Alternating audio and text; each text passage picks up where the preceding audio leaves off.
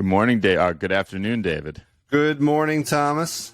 How are you on this fine Thursday? I'm wonderful. I see you're wonderful with that collared shirt on. Thank you. Does it have any significance? Yeah. We got a special show today, so I thought I would dress up a little bit for you. All right. I wore pink. That's my dress up. Where do you buy these these shirts from? This is Lulu. Okay. It kind of looks like you bought a white shirt and put it in the wash with some pink clothes. Could be the lighting. Yeah. Well, anyway, it's beautiful. So, how's it going? It's good. Excited for today's show. Should we tell everybody what we're planning to do here today? Yeah. All right, so we're gonna have a little competition. We've limited each other to 5 picks across the 4 games tonight, and we're gonna see who does better, myself or Thomas. Well, we didn't think we'd be able to. Our schedules were off today, so we didn't think we'd be able to record together. So we were about to attempt our first solo pods each, and that's where the competition idea started. And now we got freed up, so now we could do it. But we're going to keep with this idea. Yeah, we're going to go for it. How'd you do last night? First, so last night, I went 16 and 19 on my picks last night. The Knicks game, the Knicks Hornets, which actually was the best game of the night. That game really messed me up. I would have been if we eliminated that game, then I was 16 and 14. So a lot of L's from there, which is surprising because it went to overtime. Usually those games you cover a lot of your overs, but still wasn't enough. All right. How about you? I went 7 and 4, so pretty good night. Nice. And I would like to comment that the Josh Hart, he started out the game with like 6 points immediately, and he finished with 10. So the Josh Hart under cashed. So very nice. So well done. I might have some more unders for you today. No. I know you hate those, but listen, man. I hear you. I just want to point out if you had bet against the spread money last night, you would have had a great night. It went 6 and 3 for the I believe it was one push. The rest kind of more or less 50-50. But just wanted to point that out before we get started. That feels like a strategy that that's working. So I think we got. Yeah, we're still at 60% on the money line. If you bet with the money on the money line, the total is coming. The total is only at 52%. That's the one that's gone down the most. But we're at a 50. You'd have a 55% win percentage if you were betting against the spread money. So okay, still that's something to keep good track of and see what happens. Yeah. All right, so you want to dive into the first game of the night? I do. Lead us off. All right, so first game is the Mavs at the Nets, 7:30 p.m. game, NBA TV. The Nets are getting 2.5 points, so home underdog, and the total is 225. Mavs are 1 and 2, Nets are 1 and 3. Both disappointing starts. No major injuries on either team. Curry is probably the biggest one. He's still out for the Nets. Joe Harris made his return last night, right? Yeah, he's back. I think they're going to benefit a lot once Curry comes back too. Yeah, I think so too. Yeah. I think they're just too thin, and they're like way too dependent on Durant right now. Yeah. So. Yeah, having that shooting between Harris and Curry is greatly needed for the Brooklyn Nets right now. But these two teams are not too different, right? Both a ton of talent at the top, right? Like they have, but they're way too dependent on their superstars. So especially Dallas. Yeah, who do you like in this one? Who do I like in this one? I'm going to go Dallas just because I don't like Brooklyn in this back-to-back home away. They played in Milwaukee last night, and now they're playing at home tonight. I just think it's too quick of a turnaround in the young season, and I like Dallas in this game. Dallas's defense has also been incredible. I've been doing this. I've been calling it a quality game tracking. That's where I've been getting a lot of the defense versus position data from. So you can look on this to see how many quality games a team has allowed. Dallas is, I think, the lowest. They've only allowed 5 quality games so far this season, as opposed to Brooklyn, who's allowed 12. So just something I wanted to point out. Yeah. All right. And matchups. So who's standing out for you here? So because I kind of laid off this game just because nothing's really popping for Dallas. I mean, for either, just because of Dallas's defense has been so great, and then with Brooklyn being on the back-to-back, I kind of steered clear of this game, but I did want to have something from every game, so I did find one that I'd like to point out. I'm just going Is this is an official one of your 5 picks? This is one. I'm only doing 5 picks today. So yep. All 5 picks are going to be my official. Okay. Christian Wood, 18.5 points over.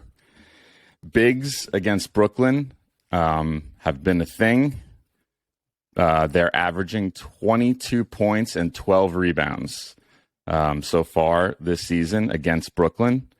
In Christian Wood's first 3 games with the Dallas Mavericks this season, he's had 25, 25, and 23. He has 30% usage rate through the first 3 games. And another stat I've been looking at is points per 100 shot attempts. I think it's a pretty good indicator of how they're shooting, how they're scoring. So far this season, he is scoring 145 points per 100 shot attempts, which is in about the 70th percentile. So doing pretty well. He should clear that number easily. Christian Wood over 18.5 points. All right. Well, that's great because that was my pick for this game too. So I like it. I like it. So we're even on that one. Right, so now it's 4. Now it's 4 against 4. We'll have to do. I do like him. I think he is. He's coming off the bench too. He's not even starting. I know. But he's still getting 27 minutes per game. Yep. So he's going to do well in this game. I like this over. Unofficial play for the game, which I'm surprised you didn't talk about this one, but Dinwiddie. It was in my notes. I was looking for something. I just couldn't find something that really jumped out at me.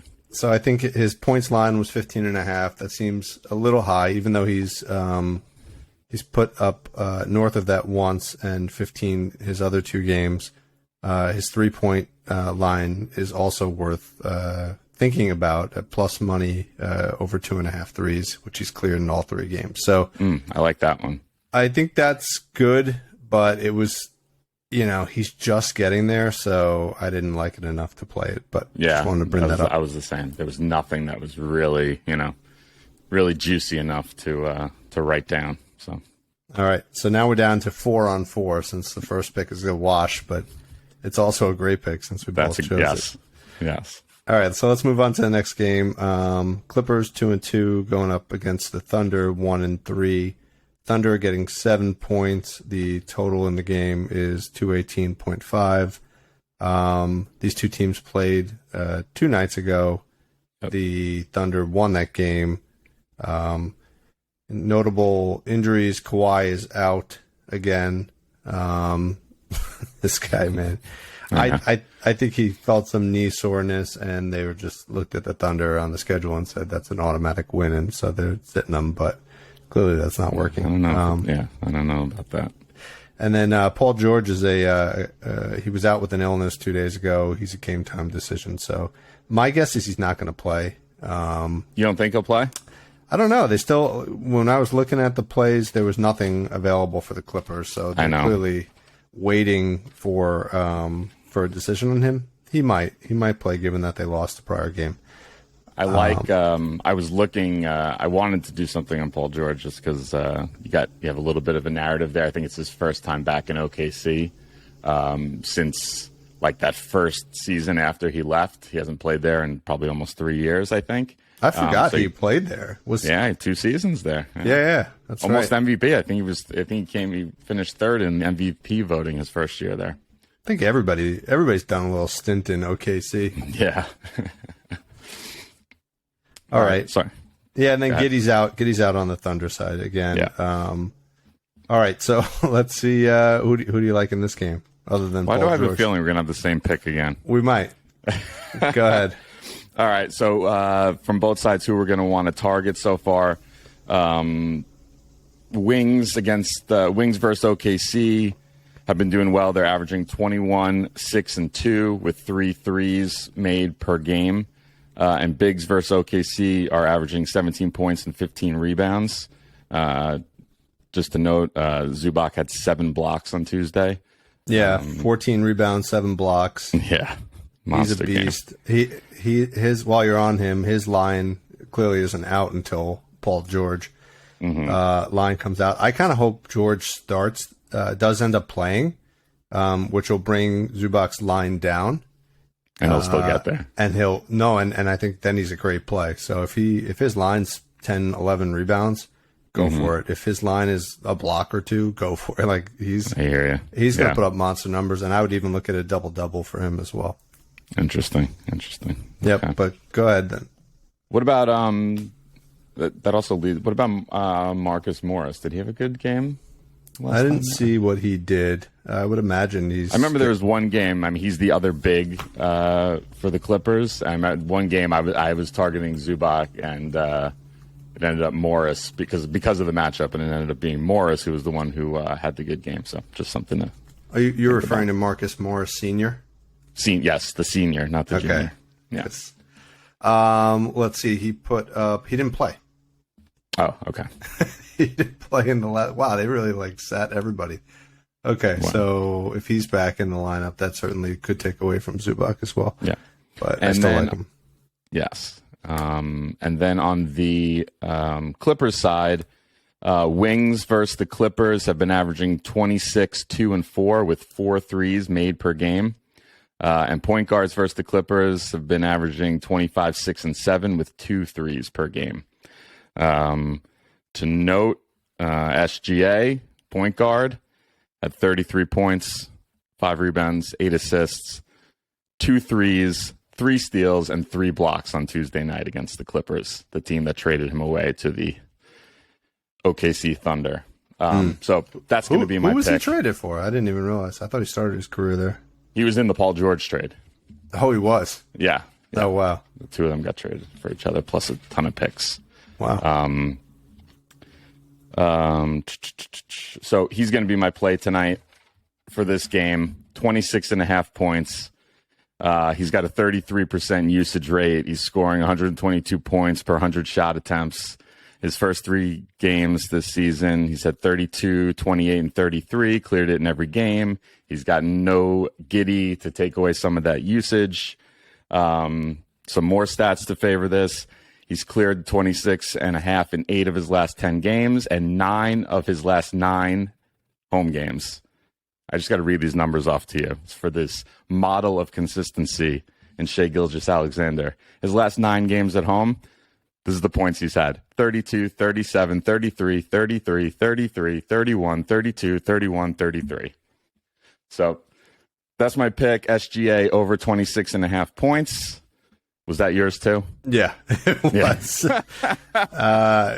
You had more stats on this than I did. I looked a little bit further back. He's actually cleared this line in 20 of his last 25 games. So dating back to a good portion of last year, he's been on fire. So, and like you said, that's where you want to focus on guys who are consistent, not your Anthony Edwards who bounce up and down, although he did clear last night. This is a guy to go after. So, all right. So far 2 picks. We are on the same. I also like the fact that OKC has come out and said that, in seasons past, the past 2 seasons, they've shut him down quite a bit. They sit him early. They don't give him full run. They've said, at least, and it's early in the season, so I would believe it, that he's going to get, all the run that he can handle. Yeah. And he may even be a trade target or something.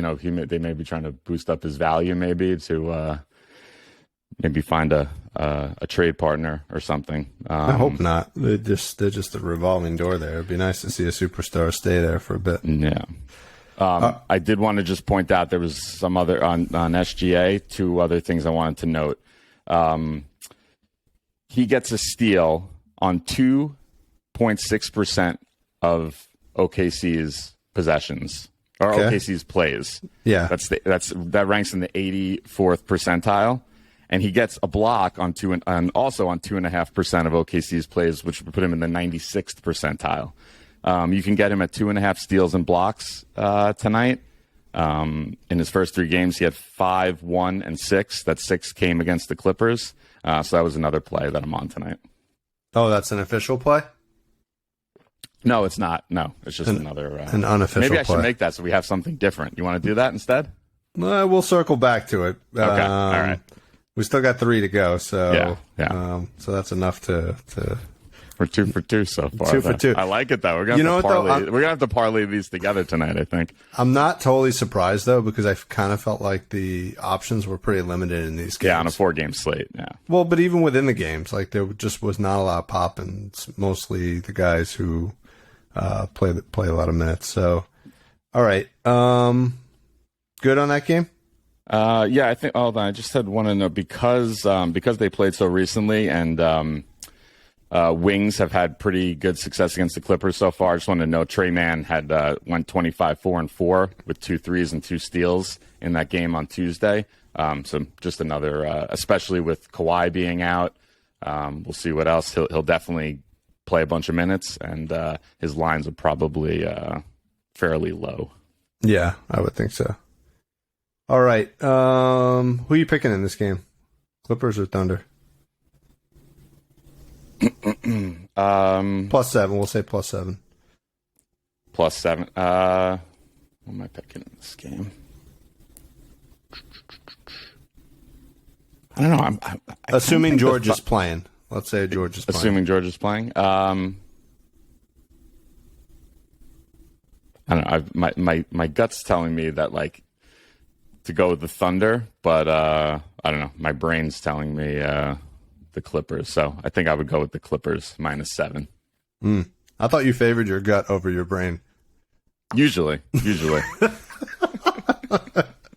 I got to support the Clippers. Are my adopted LA team, so I got to throw my support behind the Clippers. And yeah, I think it's tough to pull off a back-to-back like that as an underdog. But okay, cool. So let's move on to the next game. The third game is a late game, 10 p.m.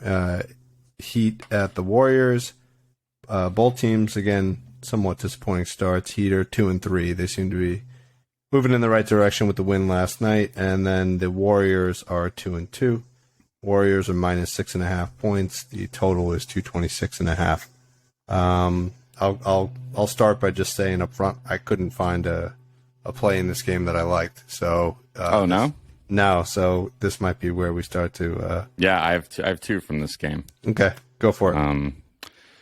So this is a little bit surprising. I spoke about that quality game stat that I've been tracking. You'd think Miami and Golden State, two pretty good defensive teams.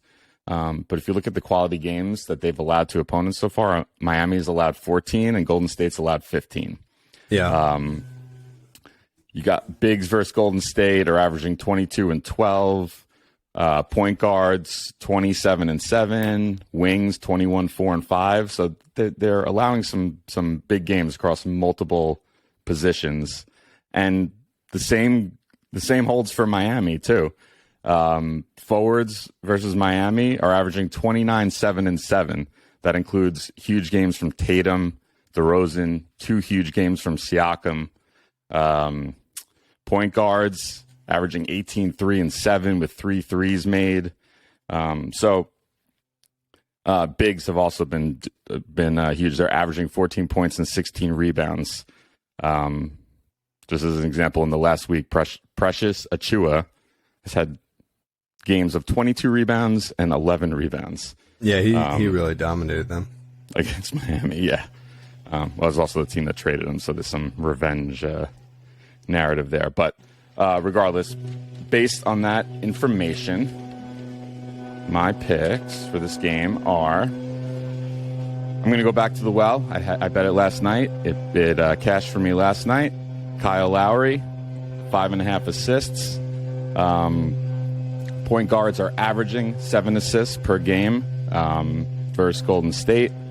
Lowry's assisting on 22% of all Miami's made shots. Okay.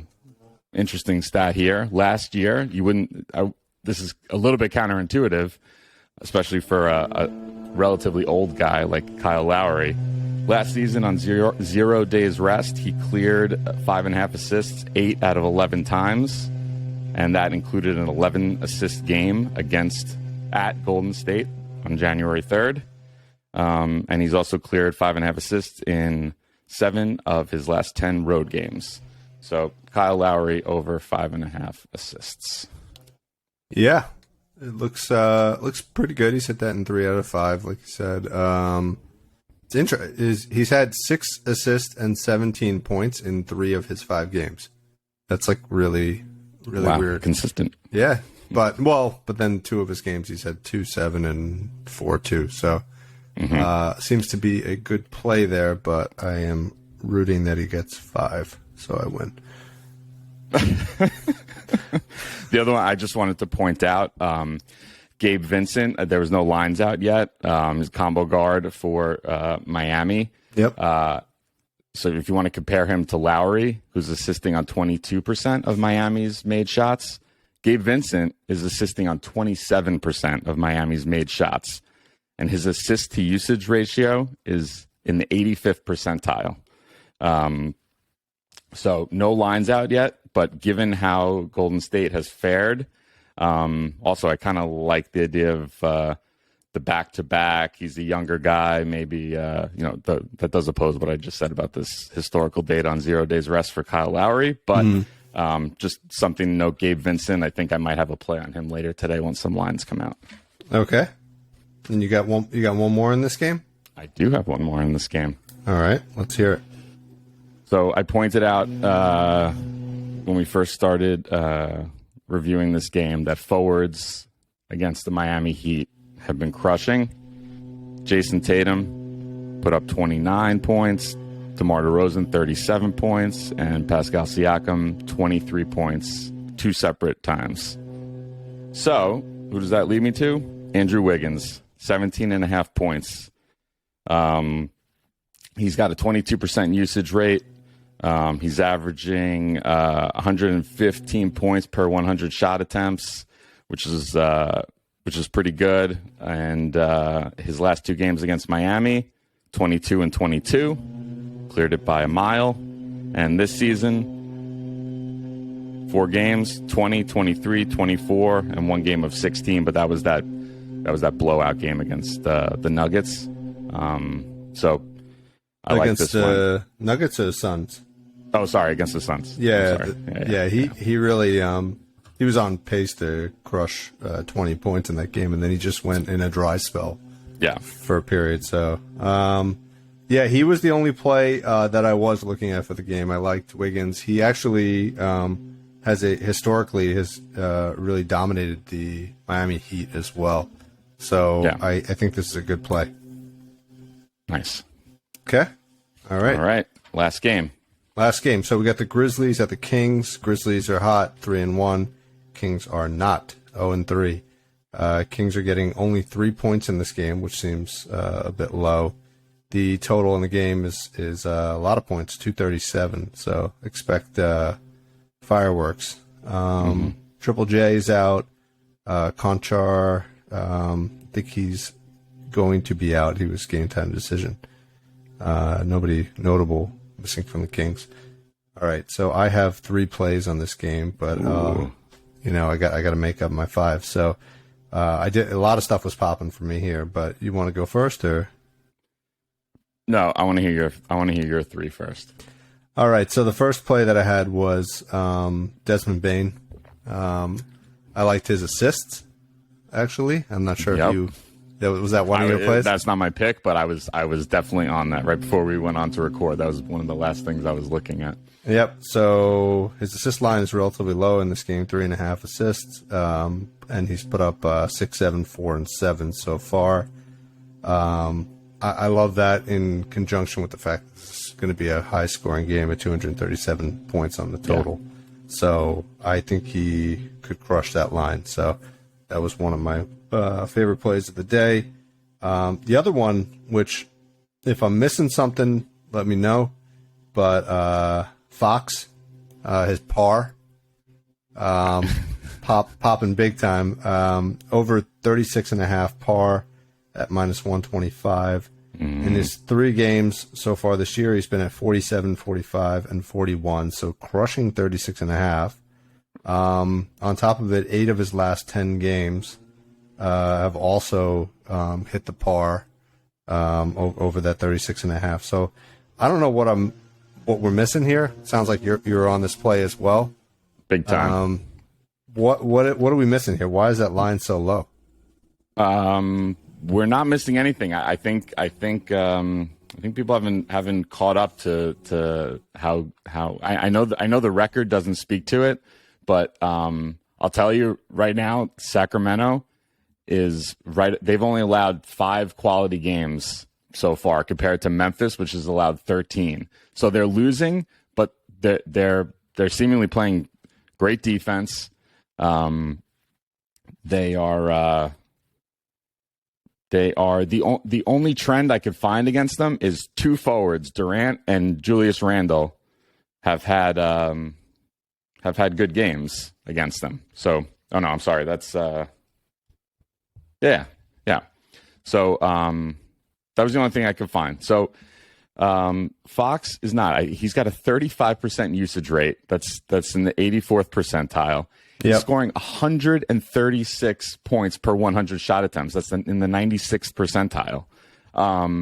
Added to that, he's assisting on 34% of Sacramento's made shots, which is in the 76th percentile. So he's having an awesome season. I think he's probably in the running for like most improved player or something like that this year. I feel like he's a guy, Kentucky guy, but not like a guy that's in like the national consciousness. And I don't know. I think it seems like Halliburton was sucking up a lot of that usage last year, especially the assists. Now that he's gone, it seems like Fox and Sabonis complement each other really well.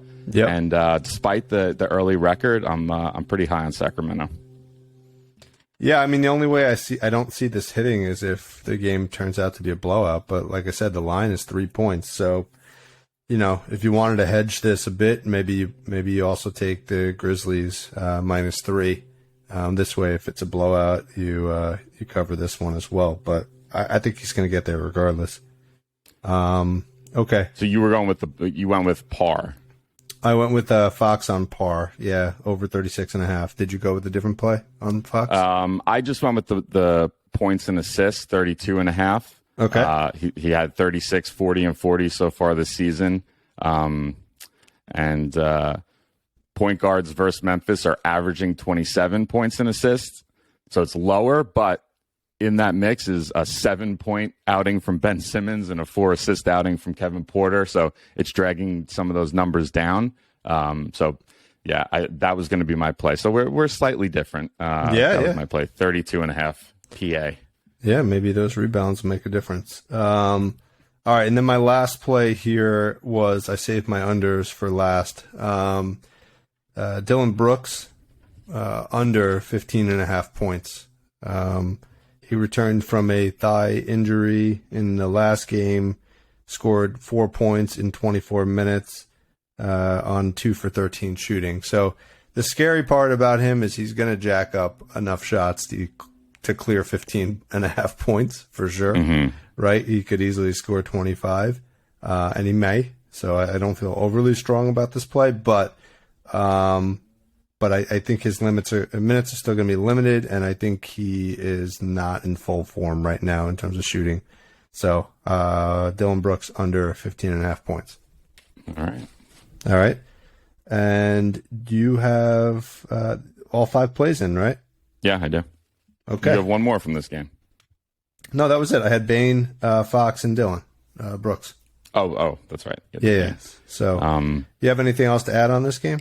No, just the 2 other guys that were popping based on matchups was that I'm gonna do a little digging into later was Sabonis and Kevin Huerter for the Sacramento Kings. They got some good matchups, and I'm gonna take a look at that later. But nothing to give out now.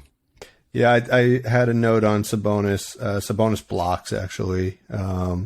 He's been 1, 2, and 1 on blocks so far this year, and his line was at 0.5. So I thought that was a good play. Maybe pair that with the Grizzlies money line or something like that to get plus money. Bigs versus Memphis have been averaging 21 and 10 so far this season. So yeah, his double doubles probably also nice.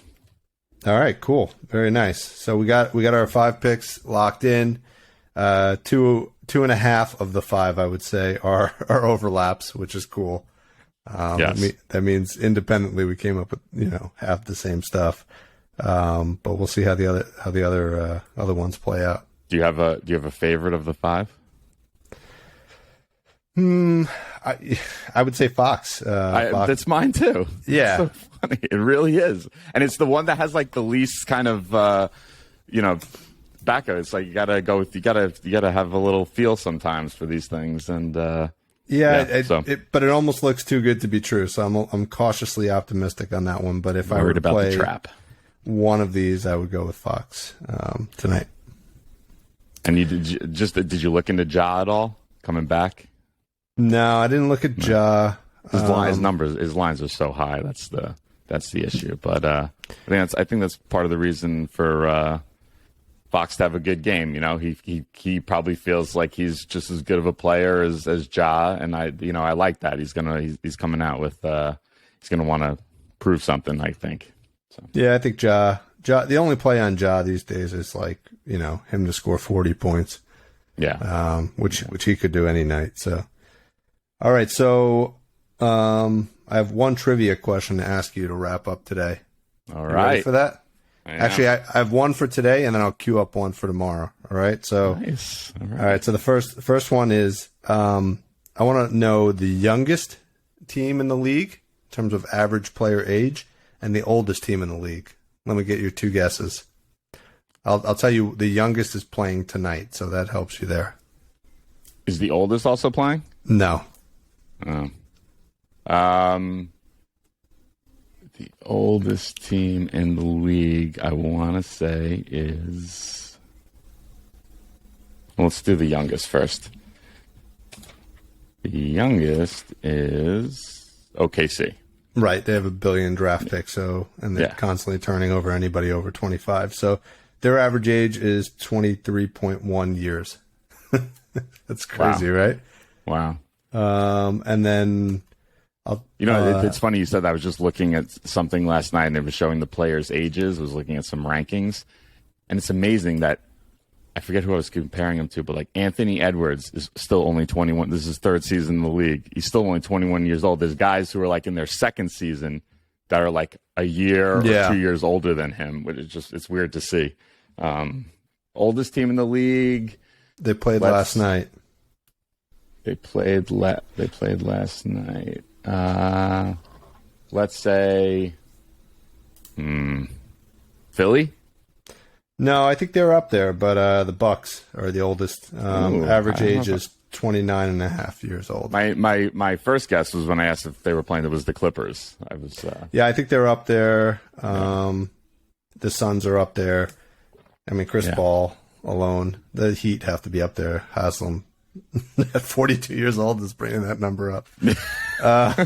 He's the only 40-year-old. He shouldn't even count. No. All right, so that was today's trivia question. I like it. The one that I'll queue up for tomorrow. Let's see if you can get all these. Don't cheat. So there's 13 groups of brothers in the league. Wow. Okay.